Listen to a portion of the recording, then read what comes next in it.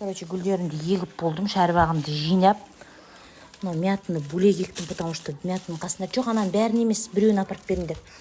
Но мен Турциядан әкелген герандарым ғой, білмеймін қалай алып келдім, но алып келген герандарым, короче.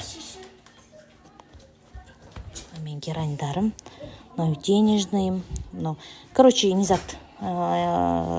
Любой атмосферада өсетін гүлдер, короче, бір не затқа, на терезен алдына қоюға әдейі істедім осыны. Кішкене болса да.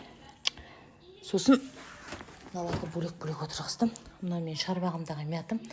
Бұйырса суға салып қойып, мынандай қылып тамырын шығарып алам. Мынау комнатный мяты үйде өсетін, анау шарбақта өсетін мяты. Сосын осы жөнінде сұрап жаттыңыздар, қыс бойы қалай мятыны өсіресіз деп. Осылайынан кесіп алып келемде, суға салып тамырын шығарып, топыраққа егіп, ана терезенің алдына қойып қоям, болды. Қыс бойы кәдімгі свежий мяты болады. Қазір мына гүлдерді мында салатын боламын, декоративный қылып, әдемі қылып.